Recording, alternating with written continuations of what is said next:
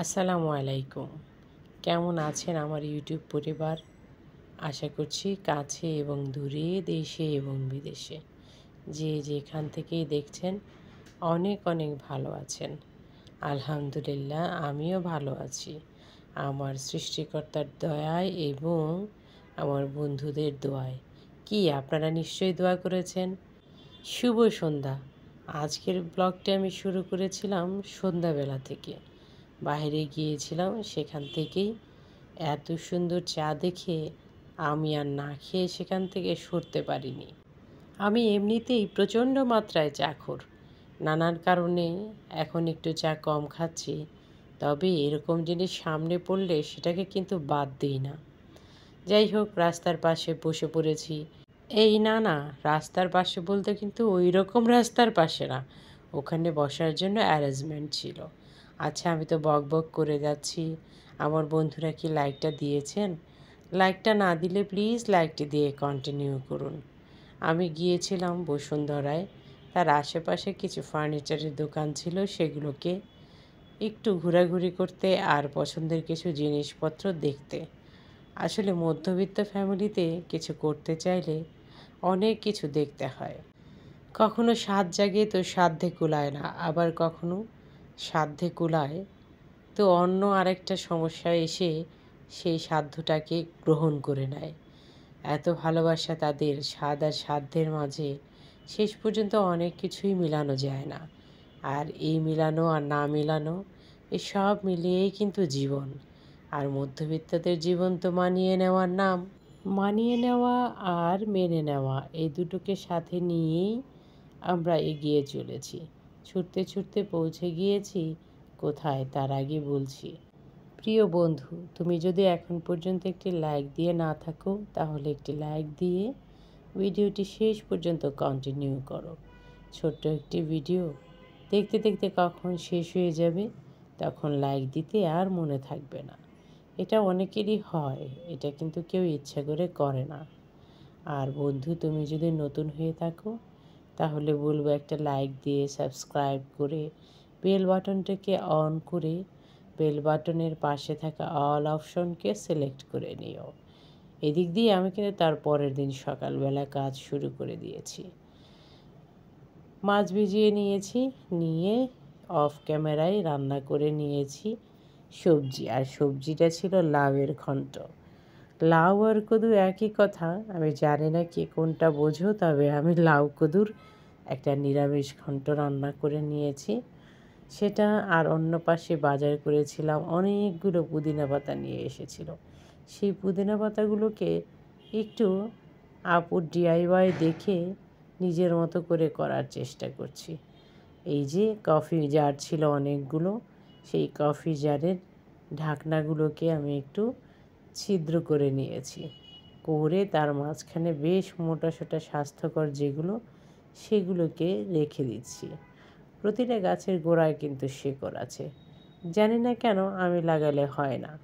তাই জ্যোৎস্নাপুর দেখানো পদ্ধতিতে এইরকম এমটি কফি জার আমার কাছে অনেক আছে, তাদেরই একটার মাঝে সুন্দর করে লাগিয়ে নিলাম। দেখা যাক কী হয়। নতুন বন্ধুকে যা বলছিলাম, আমার চ্যানেলে আপনি যদি আজকে প্রথম হয়ে থাকেন তাহলে লাইক করে সাবস্ক্রাইব করে বেল বাটনটিকে সিলেক্ট করে নিন। আর হ্যাঁ, বেল বাটনের পাশে থাকা অল অপশনটিকে সিলেক্ট করতে ভুলবেন না যেন। বেল বাটনের পাশে থাকা অল অপশনকে সিলেক্ট করলে আমি যখনই ভিডিও আপলোড করব আপনার কাছে নোটিফিকেশন পৌঁছে যাবে, আর আপনি আপনার পছন্দ মতো সময়ে ভিডিওটি দেখে নিতে পারবেন। চাইলে যখন নোটিফিকেশন যাবে সাথে সাথেই দেখে নিতে পারবেন। আপনার জন্য সব অপশনই খোলা থাকবে অল অপশনকে সিলেক্ট করে নিলে।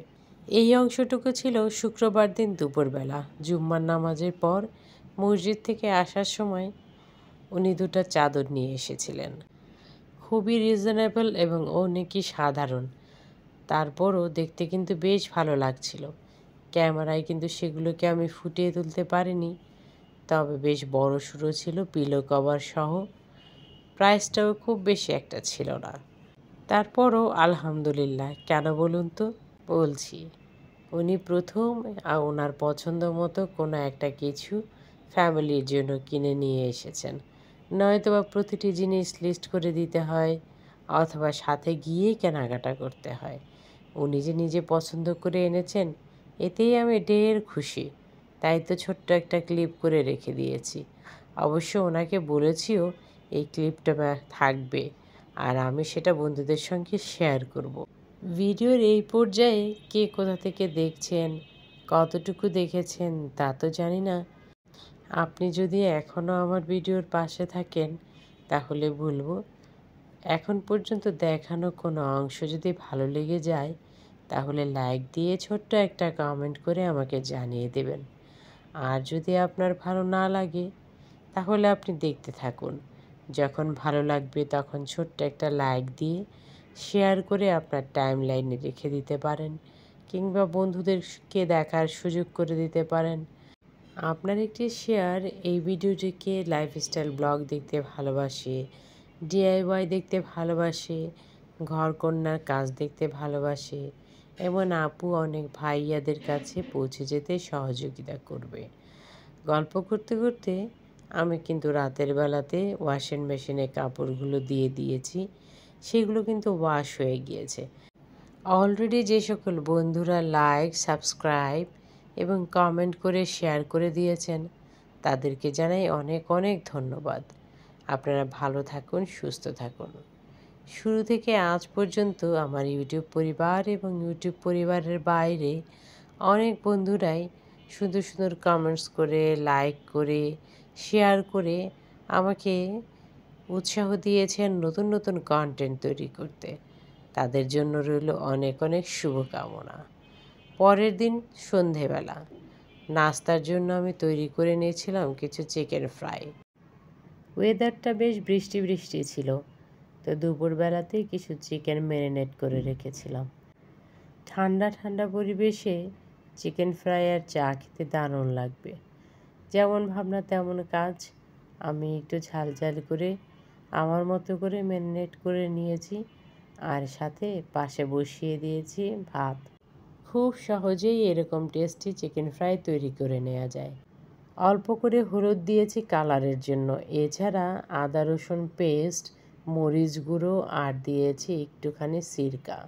লবণ তো অবশ্যই আছে। এই দিয়েই ম্যারিনেট করে নিয়েছিলাম। আর যখন ভাজবো তার আগে এতে যুক্ত করে দিয়েছিলাম একটু অল পারপাস যে আটা থাকে সেটা। এটা দিলে কোটিংটা একটু ক্রিস্পি ক্রিস্পি হয়, খেতে ভীষণ ভালো লাগে। আপনারা তো দেখতেই পাচ্ছেন আমি খুব অল্প তেলের মধ্যে একে ঘুরিয়ে ফিরিয়ে ফ্রাই করে নিচ্ছি। এটা খেতে যেমন জুসি হয় তেমনি আবার অন্যরকম একটা টেস্টও আছে। আস্তে আস্তে সবগুলোকে আমি ভেজে নিচ্ছি। পাশে কিন্তু আমার রান্না চলছে। রাইসটা হয়ে গিয়েছে, বসিয়ে দিয়েছি মাছ। ওই যে মাছ ভেজেছিলাম সেটা কিন্তু তখন আমি রান্না করিনি, মাছগুলোকেও ম্যারিনেট করে নিয়েছি। আজকে হালকা পাতলা লাউয়ের সবজি, ইলিশ মাছ ভাজি আর এই চিকেন ফ্রাই দিয়ে চালিয়ে দেব। রান্নার পাশাপাশি আমি ক্লিনিংয়ের কাজগুলো করে নিতে ভালোবাসি। আমি আশা করছি আমার সকল বন্ধুরা শুরু থেকে শেষ পর্যন্ত আমার ভিডিওর পাশেই ছিলেন এবং স্কিপ না করেই দেখেছেন। আসলে ইউটিউব হলো বিশ্বাস এবং ভরসার জায়গা। আমার বিশ্বাস আছে যে আমার বন্ধুরা শুরু থেকে শেষ পর্যন্ত সুন্দর করে কন্টিনিউ করেন। আপনাদের একটা ভিডিও রিলেটেড কমেন্ট আমাকে এতটা ভালো লাগা দেয় যে আমি যেমন অবস্থাতেই থাকি না কেন, ভিডিও মেক করতে আমার তেমন কোনো কষ্টই হয় না। ছোট ছোট ক্লিপ, গল্প, কথা আর কাজ নিয়ে আমাদের গল্পগাথার ব্লগগুলো নিয়ে আমি আবারও নতুন করে আমার বন্ধুদের কাছে চলে আসি। আমাদের গল্পগাথা থেকে আমি রুবা আছে আমার বন্ধুদের পাশে। রান্নাবান্না শেষেও যেন হলো না শেষ। মনে হলো একটা ছোট মাছের চচ্চড়ি না হলে আমার রান্নাটা যেন শেষ হবে না।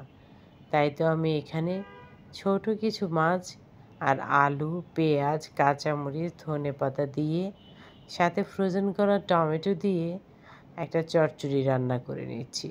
সব কিছু মেখে নিয়ে সাথে সরিষার তেল দিয়ে অল্প একটু পানি দিয়ে ঢেকে এই চচ্চড়িটাকে বসিয়ে দেব। দিলেই আমার কাজ শেষ, চলে যাব আমি শাওয়ার নিতে। কোনো রান্নায় স্বাদ নয় গৃহিণীর আঙুলের স্পর্শ ছাড়া।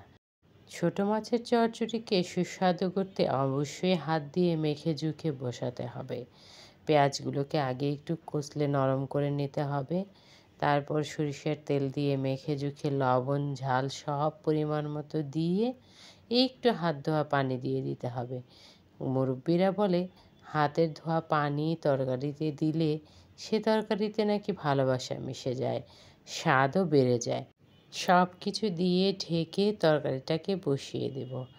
আর এদিক দিয়ে আমি সেই পুরনো কথাগুলো আমার বন্ধুদের আরও একবার মনে করিয়ে দিতে চাই। আমার দেখানো কোনো অংশ যদি এতটুকু ভালো লেগে যায় তাহলে একটা লাইক দিয়ে সাবস্ক্রাইব করে শেয়ার করে আমার চ্যানেলের পাশেই থেকে যেও।